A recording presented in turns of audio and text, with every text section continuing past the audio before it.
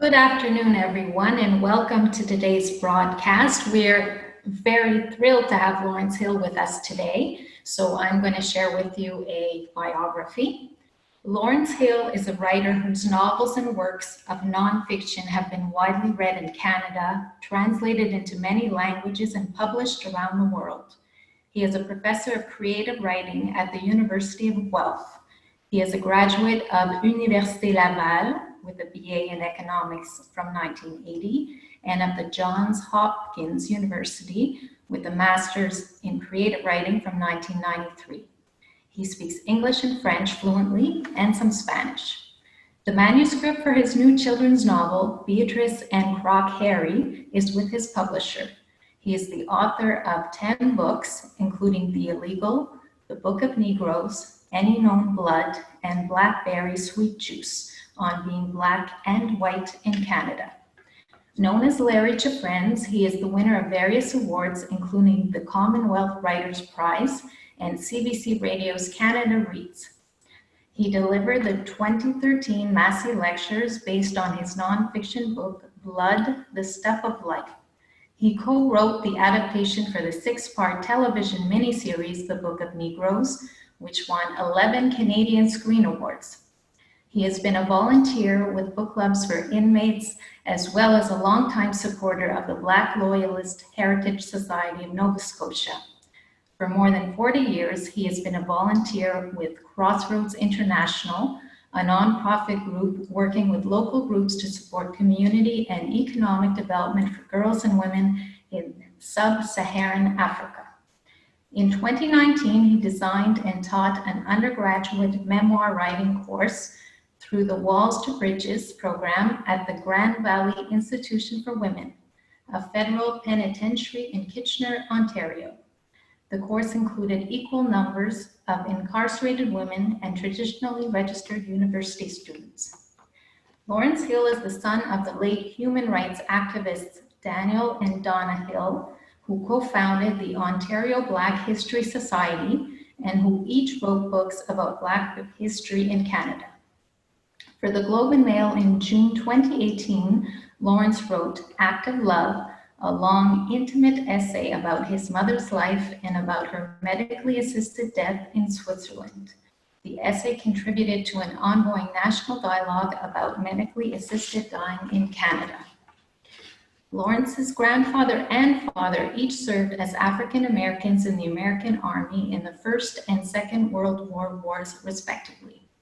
Currently, he is writing a novel about the African American soldiers who helped build the Alaska Highway in northern BC and Yukon in 1942 and 43. He has been inducted into Canada's Walk of Fame and is a member of the Order of Canada. A member of the Order of Canada, he lives with his wife Miranda Hill, also a writer, in Hamilton, Ontario, and Woody Point, Newfoundland. Welcome, Lawrence. Thank you very much for being on the show today.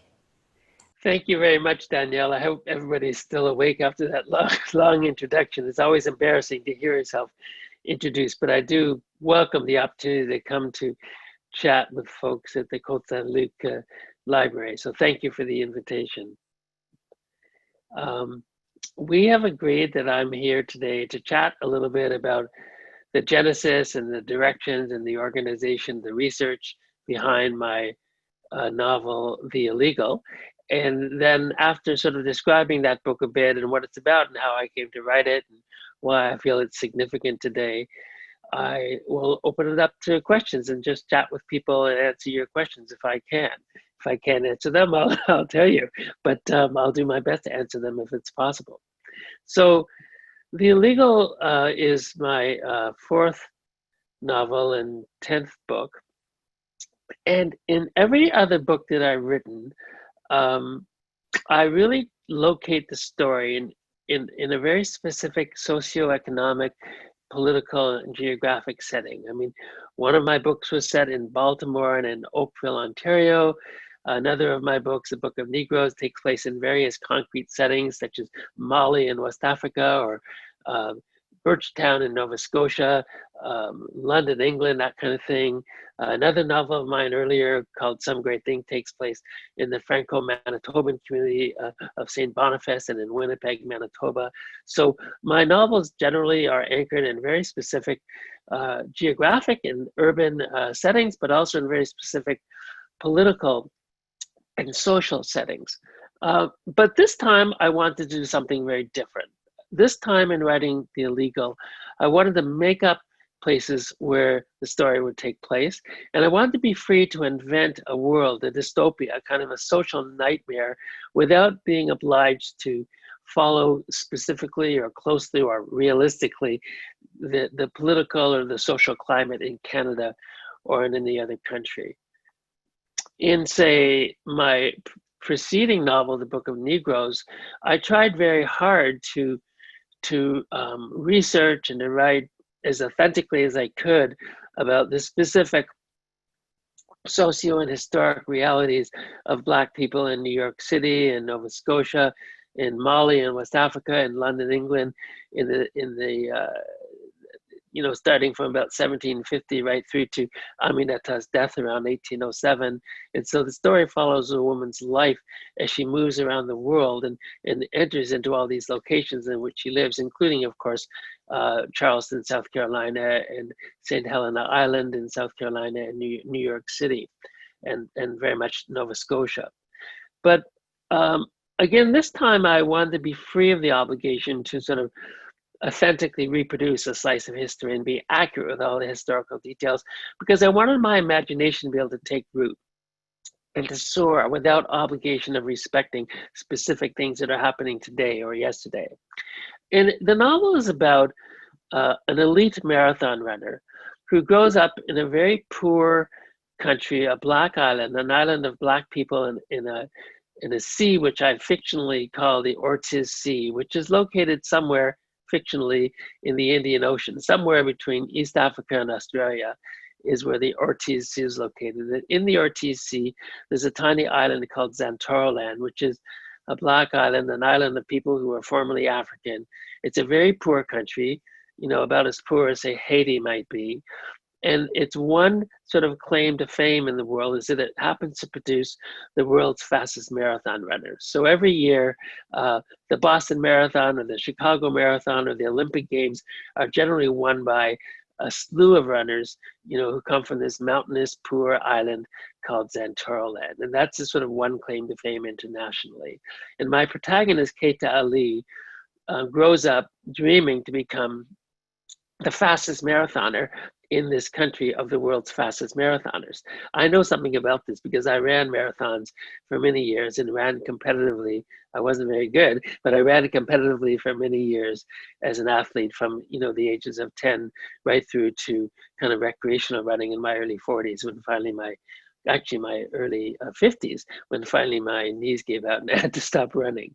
So I know a lot about running, and I'm very interested in refugee issues. And so Keita Ali dreams of becoming an elite marathoner, winning the gold medal in the Olympics and becoming rich and famous and venerated in his own country. But his dreams of qualifying for the Olympics and running to glory are shattered when genocide and violence directed at his own ethnic group in Zantoroland erupts. His mother is killed, his father is abducted and finally murdered by the state. He realizes that he will be next to be murdered if he stays. The world isn't really recognizing this genocide that is erupting in Zantoroland. It's a little bit like the situation we found in Rwanda, where the world refused to recognize and act, as people were being slaughtered in Rwanda. And so he has to flee. And so he does, and he goes to hide in a neighboring nation, the nation that's closest to Zantoroland, also an island in the Ortiz Sea. It's a big island, much, much bigger than Zantoroland. It happens to be the world's fourth richest country. It's a country that has been settled by people of European origin. It's called Freedom State.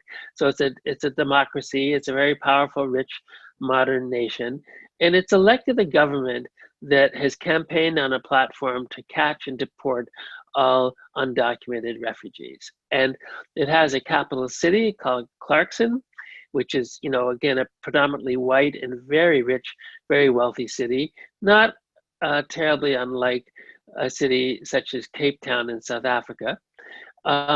And ringing the city, on the border of the city, is a massive shanty town called Africtown, into which many undocumented refugees have poured. And this country has a long, complex, difficult, fraught relationship with Zantoroland because it's used laborers and it's enslaved people from Zantoroland in the past. It's benefited from their labor to build the country, but now it doesn't want them. And of course, people from Zantoroland are trying to flee to get to Freedom State because they're trying to avoid or escape genocide and being murdered in their own countries. So this government is elected in Zantoroland and has campaigned on a promise, a very hateful, xenophobic, extreme right-wing promise to catch and deport all undocumented refugees, kind of hiding out in this Black community called Africtown, which is basically a big township or ghetto, you know, on the edge of Clarkson, the capital city of Freedom State. And so Keita Ali comes to hide in this country, and he's I'm interested in the idea of a person who isn't just a refugee, but who's an undocumented refugee, who's paperless, who's wanted by the state. And if he's caught because he's undocumented, he's there illegally, he'll be deported. And if he's deported, once he's sent back to his home country, he knows that he'll be murdered. And so staying alive in this country is sort of synonymous with staying uncaught. And so he has to find a way to live and to feed himself and to take care of his mounting troubles. And I'm very interested in the plight of people who are undocumented in Canada and in other rich nations around the world. There are millions of people in our rich nations around the world who are living without proper documentation, millions. And imagine, like, somebody wants to kill you, or somebody shoots at you, or somebody bursts into your door. You can't call the police because you're undocumented. You're pregnant and you need to deliver your baby. Perhaps you can't call a hospital because you're undocumented. How are you going to get a library card, a driver's license? How are you going to rent a place to live? All these sort of things that are already difficult for us as ordinary documented citizens in a country such as Canada are sometimes insurmountably challenging if you're an undocumented refugee.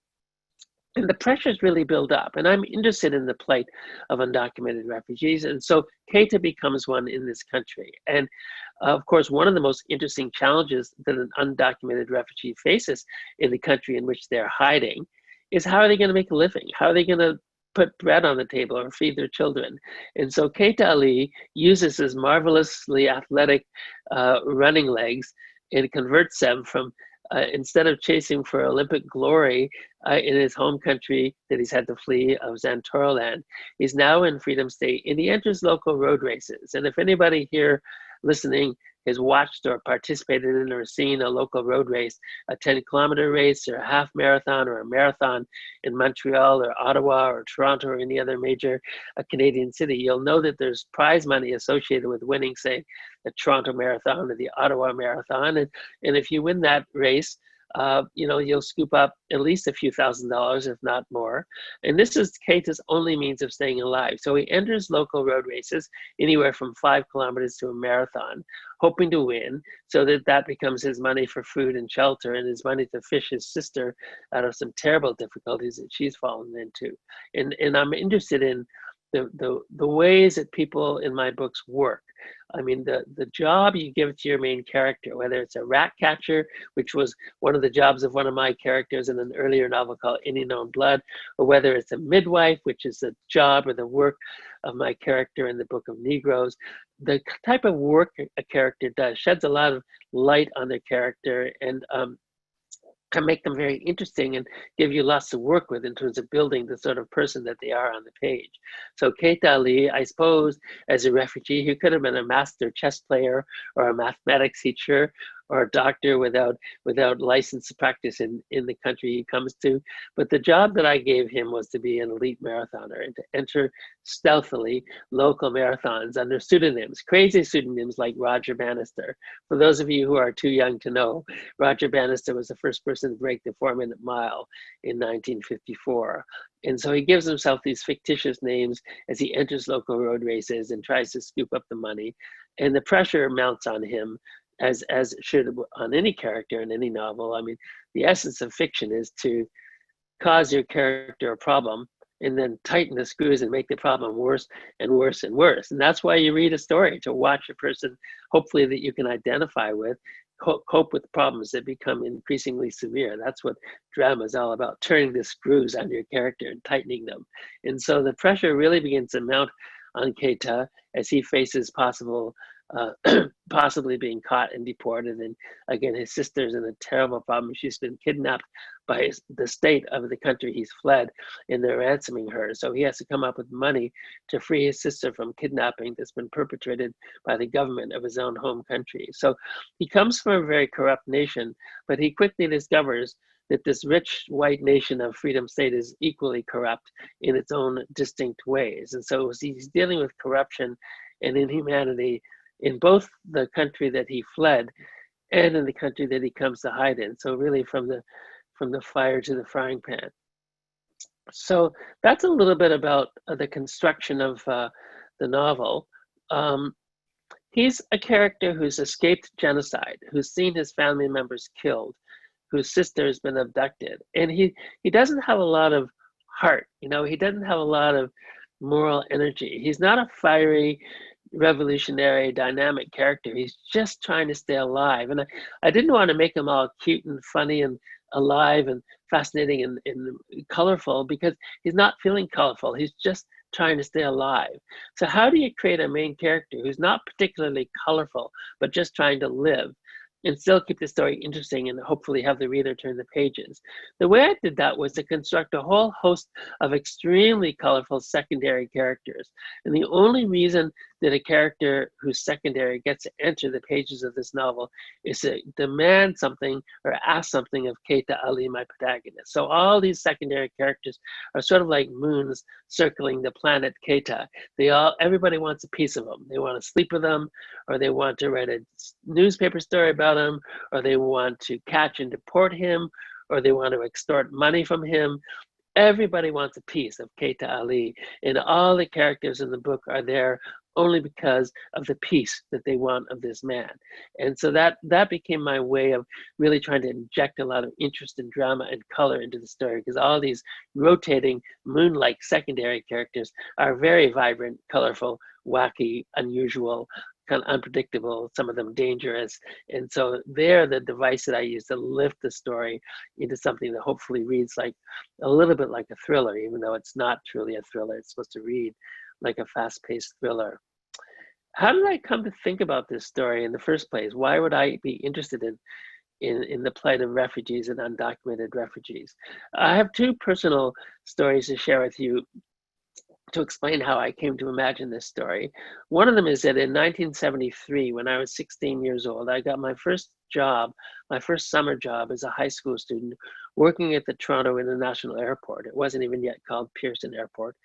And my job was to work with an Ontario government agency that was welcoming immigrants, landed immigrants, as they arrived legally at the airport for the first time with their papers and their families. So I wasn't working with refugees or undocumented refugees. I was working with landed immigrants who were landing there before my eyes, and I helped them in basic ways: find their suitcases, make it through customs and immigration, translate for them if they needed help with, translating from French or Spanish into English. I helped them find accommodation in their first nights in Toronto, because many arrived without a place to stay. I told them about things like how to apply for Ontario government health insurance and how to look for work, how to look for what we then called manpower centers, Canada Manpower Centers, which are places where you could look for jobs. So that was my job as a 16-year-old in the summer. It was already quite fascinating, but what made it particularly striking was that 1973 was a summer after 1972. And in 1972, this murderous dictator from East Africa called Idi Amin, who ran the country of Uganda, expelled all people from Uganda, the country in East Africa, who were of Asian origin. And there was sort of a business class, a middle class business class of people of Asian origin who were living in Uganda and had been for generations. And he basically threatened to murder, execute, imprison, and rob of all the property these citizens of Uganda unless they left. So they were booted out of their own countries that they'd been living in for a country they'd been living in for generations. And Canada actually welcomed many of the refugees who were kicked out of Uganda. And although they were kicked out in 72, and I didn't work at the airport till 1973, they were still arriving, some by circuitous routes, at the Toronto International Airport when I was working there that summer. And every day when I showed up to work at 9 o'clock, I'd see refugees sitting and waiting and waiting and waiting with their one bag of possessions to be processed. And every day at 5 o'clock, when I punched my ticket and finished my day of work and got ready to take the bus back home to the suburbs of Toronto, I'd see them still waiting to be processed by the Canadian government. And it was something that really sort of introduced me to world politics and to global migrations and to really thinking on a real basis about what it looked like to be a refugee waiting like that to be processed in Canada. And so that was the first thing that sort of caught my fascination and planted itself in my soul. And then many years later, I started to visit my late sister, alive at the time, whose name is Karen Hill, a younger sister who was living in West Berlin at the time that the Germanys were still divided. And she'd fallen in love with a man who was a Sudanese refugee living in West Berlin. And through Karen, I began to meet members of the African community in West Berlin who were predominantly paperless, or pretty well paperless, predominantly undocumented, and who'd managed to slip into West Berlin, coming through East Berlin and through the Berlin Wall.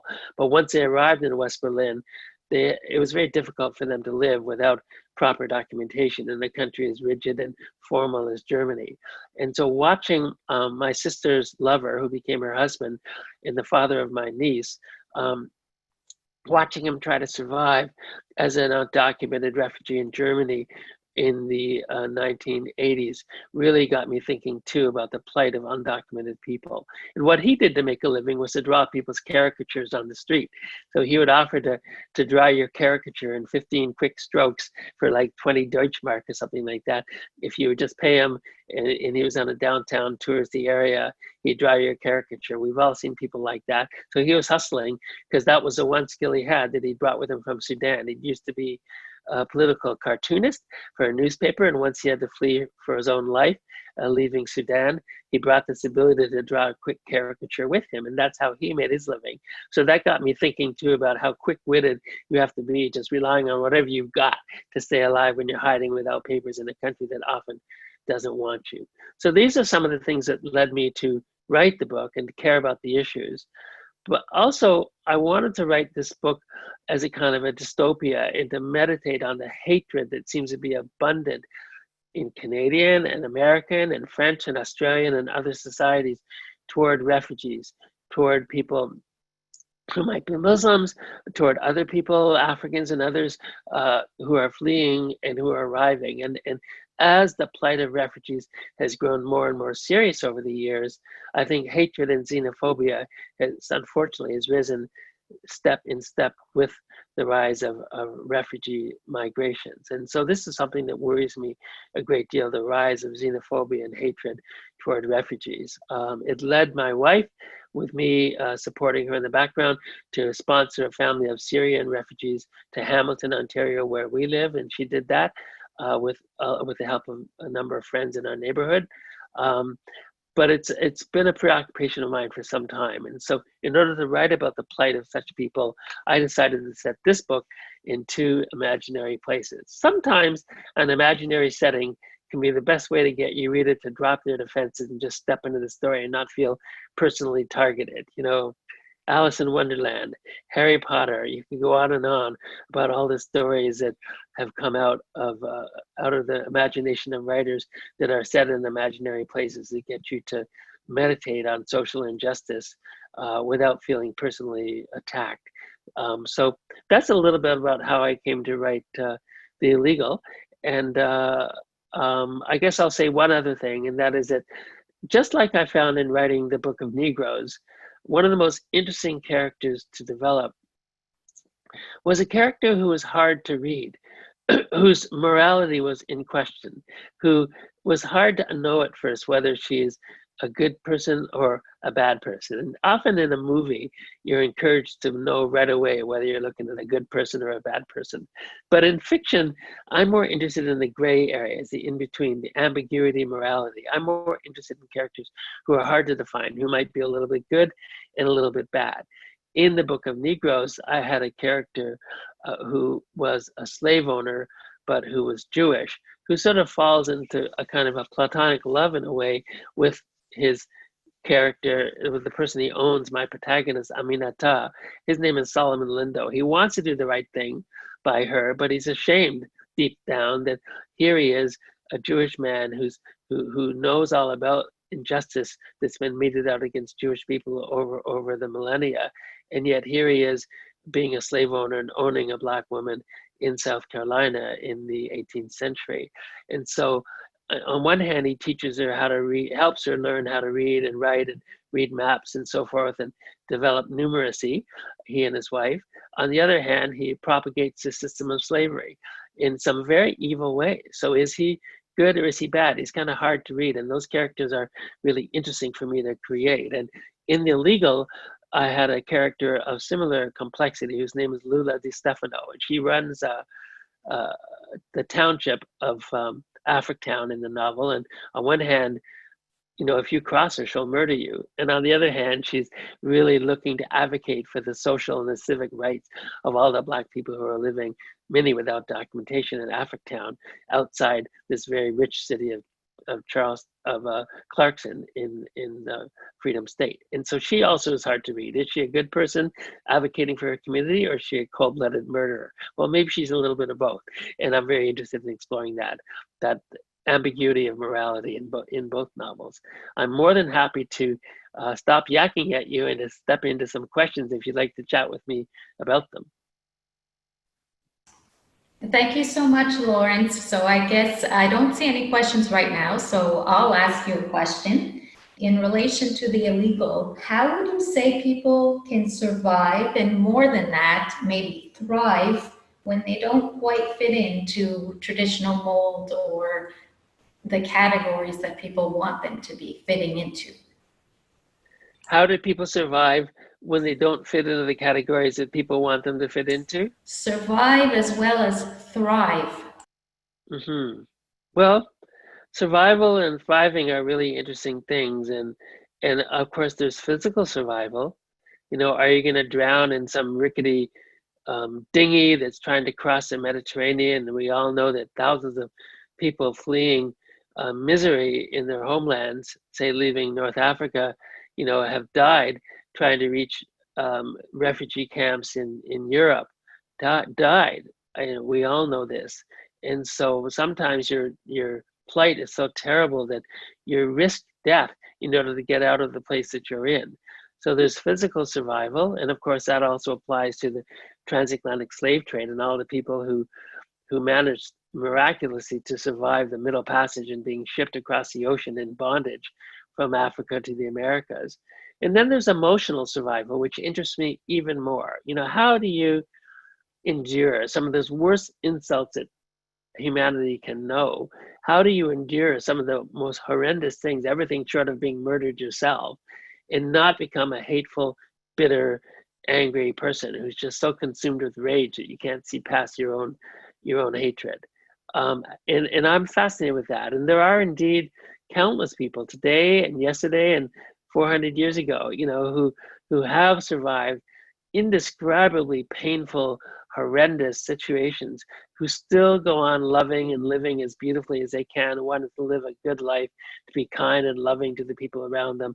And I'm very interested in that emotional survival, both in The Illegal, you know, and in the Book of Negroes and in some of my other works. And as for not fitting in, well, in certain ways, I mean, I'll answer the question provocatively. Why should you fit in? I mean, as long as you're obeying the laws of a country and acting as a proper citizen, why shouldn't you be free to practice your own religion, even if it's very distinct from the religions, of the majorities of people? Or why shouldn't you cook your own foods? Or why shouldn't you sort of want to organize yourself in your own ways? I'm not a person who believes that the essence of immigration is to quash everybody's individuality and make them all the same.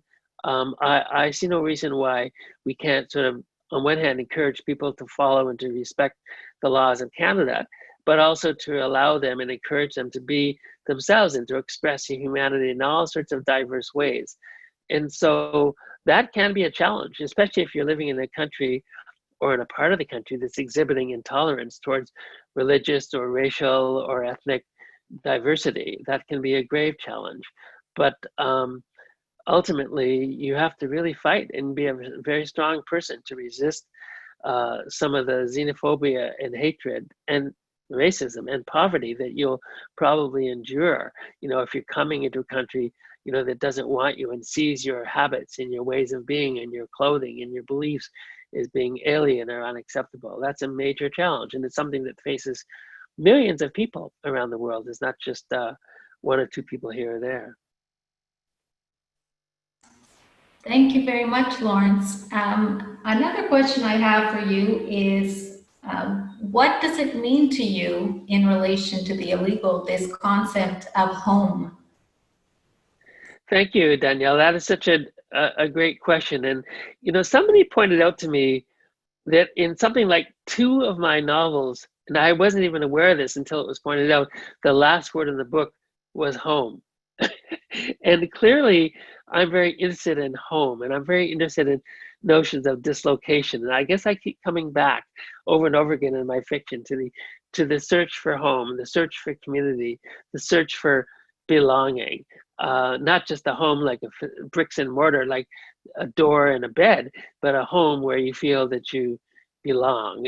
And of course, one of the things that I examine in different ways in The Illegal and in the Book of Negroes and some other books is the notion that once you're gone, once you've left the place that you grew up in, you will be forever changed, and it will be forever changed. And you can never go home to return to the life that you once had, because you will be changed by the time you've left and by the time you come back, and it will be changed. Maybe it's been burned to the ground and doesn't exist anymore, but even if it still exists, you will have changed so much, and so will it have, that you can never really go home, meaning go back in time to the way you used to live.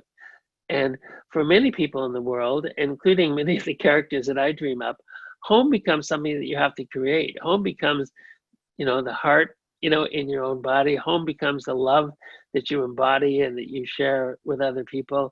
Home sort of becomes what you make of it, because you've lost your home and you're searching for another. And in my experience, sometimes people who are away from their homes, people who've been deracinated, as they say in French, déraciné, people who've been forced or who've chosen to exile themselves. Often those people are the most open and loving and searching of human beings, because they have no choice but to reach out and connect with other human beings to begin to form new communities. This is a minor example, and believe me, I've had a fortunate life, but it makes me think about going to be a graduate student in Baltimore at Johns Hopkins University some years ago. And pretty well everybody that I met and befriended were graduate students who were also from other countries, because they were the ones who were looking for company, for connections, for new liaisons, because they too were alone and kind of stranded in this big city of Baltimore in the United States. And it really kind of struck home the point that often, if you do have to leave or choose to leave your home, you're going to be more open than many other people to new friendships and to stitching together new relationships. Thank you very much, Lawrence. So, as I'm sure you can imagine, at the library in Cote-Saint-Luc, but I'm sure in every library, pretty much, that's what we strive for, to provide people with a sense of community, with a sense of belonging, a safe place that they feel is engaging. So thank you very much for answering our questions. Now, if you don't mind, I would like more of a sneak peek of your latest novel. Sure. I'm just going to add something though. That I will come back to that question, Danielle, about the latest, but I want to add that there's a scene or two in the illegal. It has to do with my character, this undocumented refugee. His name is Keita Ali, and he's trying to get a library card in the city that he's hiding in Clarkson. And of course, he desperately needs a library card to get onto a computer to see if he can get in touch with his sister or figure out what's happened to her because she's disappeared and she's been kidnapped. And of course, libraries are so much more than places to borrow books or look at newspapers. Although I've spent half my life in libraries and in archives researching books or reading, so I adore them and I always have. But they're more than just places to read books or newspapers or to go online for those same things. They're also places to get out of the cold, places to get out of the heat or get out of the rain. They're places to seek comfort. And for a person who's got nothing, and who doesn't belong, often a library is one of the few places you can go and feel welcome and perhaps not be kicked out, where you can breathe for a minute. And so I'm very interested in the relationship between libraries and newcomers. And so for those of you who are interested, there is a pretty vivid scene in the illegal about a library. And indeed, one of my minor characters she's in a lot of trouble. So she has to take a job as a part-time librarian to sort of redeem herself socially after having, had some troubles with the law. And so when she's working in this library, she starts giving out fake library cards to undocumented people who wouldn't qualify for a library card because they don't have the proof of residence and they can't establish that they have a residence in that city. But she does it anyway, and she gives out fake library cards to whomever she thinks deserves one. And it's sort of a comical, joyful resurrection of my imagination. So I just wanted to share that with you. There is a library scene in the illegal. As for your question about the thing I'm working on now, well, I'm working on two things. A book about the history of the Alaska Highway, which I can talk about more in a minute if you'd like. But lately I've been focused for the last year on finishing up, and I'm almost done, a novel for children, sort of age 9 to 13. And I've never written a novel for children before, and it's been an incredibly joyous, happy experience. It's about 350 pages. It's about this Black girl who wakes up one day in a forest, a massive, huge forest, and she has no idea who she is. She has no memory at all of where she comes from or who her family might be or why she's there. She just wakes up in a forest, in a treehouse in a forest with no other human beings. And it's such a big forest and she has no way out of it. She's stuck in that forest.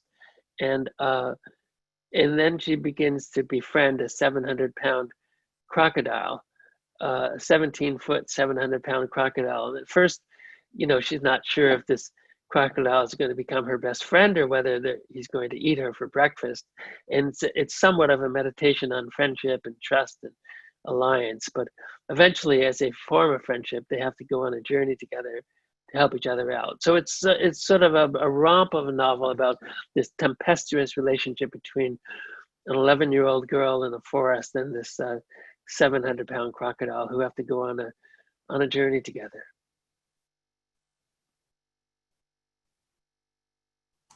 Thank you, Lawrence. That sounds like something completely different, but very enjoyable. And I'm glad you have the opportunity to work also on a children's book. So maybe I'll segue into how has your role as a father shaped you, and has it had an effect on your writing? Well, that's a great question. Well, I have 5 children, but I'm 63, so the children are all grown now. The youngest is 21 and the eldest is turning 30 this year. And they're all out. Well, one of them moved back in with us when the pandemic was declared, when her university was shut down. But other than the youngest, who's moved back in with us temporarily to deal with this pandemic, all the other kids are sort of living on their own in different cities and living independently. But of course, still love them very much and are in touch with them very much. And being a father has been one of the richest things in my life. And of course, I received a lot of storytelling when I was a boy. One of the most generous and beautiful things you can do for a person is for a little person is to read them stories or make up stories for them at bedtime. Reading with your children, being seen to read, making up stories is really a gloriously beautiful way to communicate with people of all age. But now I'm thinking about young people, children. And it certainly was for me. And I certainly benefited from having stories read to me by my mother and made up for me by my father at bedside. And so it's a beautiful way to bond and to stimulate the imagination and to stimulate, of course, literacy. And so the story that I've just been mentioning to you about the girl and the crocodile actually had its genesis when I would tell my youngest daughter, Beatrice, who's now 21, bedtime stories. And I'd make up stories about her as a fictional character encountering a crocodile. And every story involved a near-death incident when she'd almost be killed by this crocodile, but at the last minute she'd outsmart him, outwit him, outmaneuver the crocodile and be free again. And maybe she'd be trapped in his stomach and she'd find a way to climb back out of his stomach and get free, or maybe trapped in his jaws and she'd find a way to prop open his mouth and climb back out of his mouth. And she just loved these stories about this girl who was always outwitting a crocodile. And so in my case, of course, being a father, gave rise to my imagination of the novel that I'm now finishing. What can I say? I mean, I had to hustle, work very hard as a freelance writer, a journalist, a speechwriter, a novelist, an essayist to make a living to support those children. So they spurred me on to work really hard so I can feed them and take care of them and house them. But it also has just been one of the most beautiful parts of my life, sort of raising and taking care of and loving children and being loved by them. And so I guess the biggest answer is it's just enriched me profoundly and given me that much more to imagine as a novelist. Thank you again, Lawrence. So I imagine you had pretty big shoes to fill coming from who you came from. Both of your parents were activists, important in human rights. Is this something that's important for you to pass on to your children? Oh, yes, absolutely. I sometimes joke that there are two sorts of people in life. The people who feel that they have to overthrow every value their parents gave them when they were young. They just have to be complete revolutionaries, toss it all overboard and forge a completely distinct life. Some people have to do that. They have no choice, to survive except to reject the values that they were raised with and to create their own values that are more in accordance with their own souls. And other people, really embody profoundly the values of their parents, and then they propagate those same values. And I fall into the latter camp. My parents, my father was the first director and then the first chairperson of the Ontario Human Rights Commission. He and my mother co-founded the Ontario Black History Society. They both wrote books about Black history in Canada. My father was the Ombudsman of Ontario as well. They spent their whole lives at the forefront of the human rights movement in Canada after moving as an interracial couple to Canada the day after they married in Washington, D.C. in 1953. And so their values very much became my values. I wrote a piece that appeared in the Globe and Mail today about how I was raised by parents who were both civil rights activists and atheists. And one of the cardinal rules of my childhood was not to eat any Aunt Jemima products because they reflected a deeply embedded racial stereotype that sort of was based on the idea that a woman with a handkerchief over her hair who was Black and who was enslaved had nothing better to do but be joyful, cooking for people in their kitchens, cooking for white people who owned her in their kitchens. And we were just so outraged by this racial stereotype of the happy Black cook who's enslaved cooking for white people that we were not allowed as children to eat the syrup or the Aunt Jemima pancake mix. And so I wrote a story in the Globe and Mail today about this because finally Quaker Oats has decided to abolish the Aunt Jemima brand and get rid of it because it has even acknowledged that its entire brand is based on a negative racial stereotype. And so so I wouldn't eat these things when I was a kid. And of course, my children won't touch them either and haven't ever touched them because they're very conscious of my values, which have become their values. So yes, I mean, they're living individually and they're living with their own passions, but my children have very much, I think, adopted and propagated my values. And of course, that feels wonderful. Thank you, Lawrence. So you've also been on the news recently on the national. Can you tell us a little bit about how that came about? Yes, well, I mean, anybody who's awake and who's paying attention to the media these days is aware that there are protests in cities all across Canada and the United States and the world protesting against anti-Black violence. And let's remember that this is, violence against Black people, racism and discrimination, whether it's overt or subtle, whether it's killing somebody, as a lynching, or whether it's systemic racism, is something that's deeply part of Canadian society as well as American. Slavery existed in Quebec, in Ontario, PEI, New Brunswick and Nova Scotia, just as it existed in the United States. There are terrible acts of violence against enslaved peoples in Canada, just as there were in the United States. And we have a legacy of segregation and of racial discrimination that has continued since that time in Canada, just as we have in the United States. And so we sort of are facing a perfect storm of problems right now. I think COVID has disproportionately affected Black and other racialized people in the world.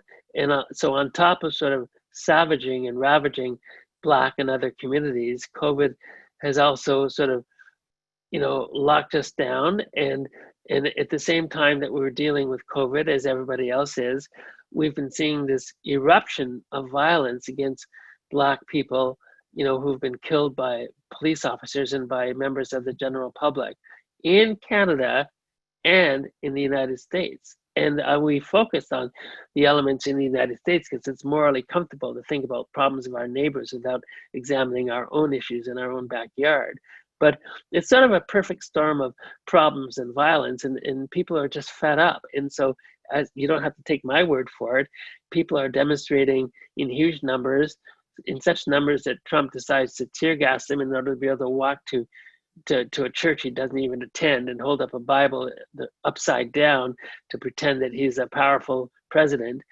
So he's tear gassing nonviolent protesters to walk to a staged Bible holding outside a church he doesn't attend. I mean, we're seeing violence every day directed against Black and Indigenous peoples in this country and in the United States, and people are just fed up. So there's a protest, it's swelling. And so I was asked to meditate on this, for the national. And I guess one of the points I was trying to make is that it's just too comforting and too reassuring to point an accusatory finger at the Americans while ignoring that slavery and segregation and racism has been a fact of life in Canada too. And so this was, I think, ultimately the point I was trying to make, and to hope, as most people with a good heart would hope, that something good comes of this, and that it's not just a matter of protest, but that our society does profoundly and fundamentally change for the better and become more inclusive and more accepting, so that Black people and other racialized people have more opportunities to get ahead and to move equally, into these societies. So that was essentially what I was writing about and speaking about on the national, as I have, for other media in the last few days. Thank you very much, Lawrence. Now I see a question from the audience, so I'll read it out for you. It's from Martin. What advice do you have for young authors? Who did you read when you were a kid, and how can kids refine their writing skills? Oh, that's a great question. What advice do I have for young authors, and how can you refine your writing skills, and who did I read as a kid? Well, let's talk about Martin first and about young authors, and then we can come back to me.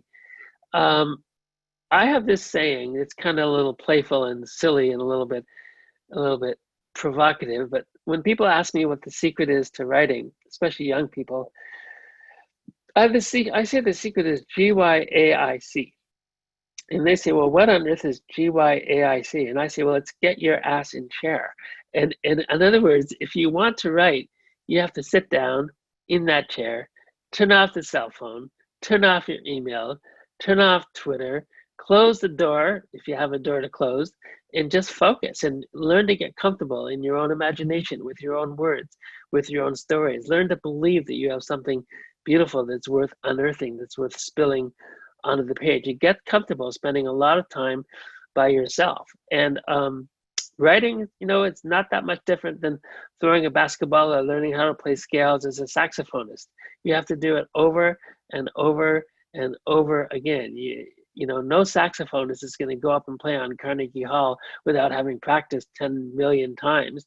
And no writer, unless they're born with the brilliance of Mozart, is going to just write a first draft and think that the job is done and they can go on and publish that thing. We have to work on material over and over and over again with draft after draft until it's ready to be published. And so a young writer has to learn the discipline of sitting down and working regularly and just living in their own imagination and seeing what spills out that day on the page.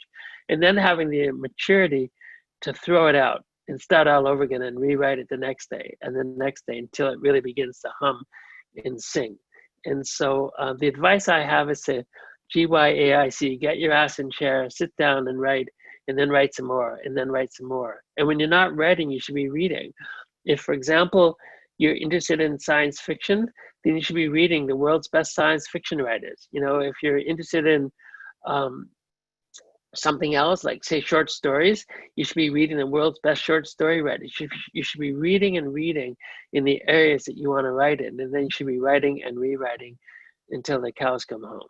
So that's my advice for young people. Get to it and stay with it and read as much as you can and write as much as you can and edit yourself until the cows come home. As for what I read as a young person, well, I was born in '57. I grew up in the '60s. My parents were American, a Black man and a white woman who came to Canada the day after they married. They brought their books with them. They were intellectuals. So I grew up on all the literature that was on the bookshelves of my parents' homes. And mostly that was Black literature written by Black essayists, novelists, and poets of the 1950s, 60s, and 70s. The people that my parents introduced me to were the first writers that I read, as reading adult literature. So James Baldwin, Zora Neale Hurston, Gwendolyn Brooks, Richard Wright, Ralph Ellison, Langston Hughes. These were all the writers that I began to devour as a 14-year-old when I sort of moved into adult literature and began to just eat it up. And I read every book my parents had and then some. And so I began with the Black literature that was erupting, in the United States in the 50s, 60s, and 70s. Thank you so much, Lawrence.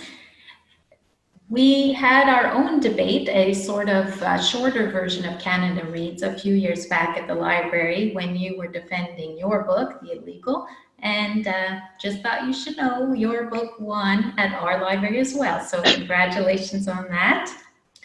And I'm sure our listeners want to know when they can expect your next book. I'm not sure. COVID has really thrown a wrench into the publishing. As you can imagine, it's very hard to bring out a book when you can't tour with it, when you can't get easily to media to talk about it, or they can't get to you very easily. You can't assemble people to give readings or to go to literary festivals.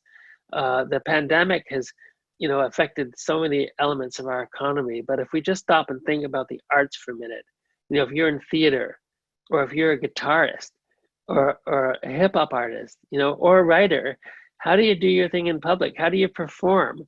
And a huge part of my life has been to perform when there can be no audience gathered to hear you.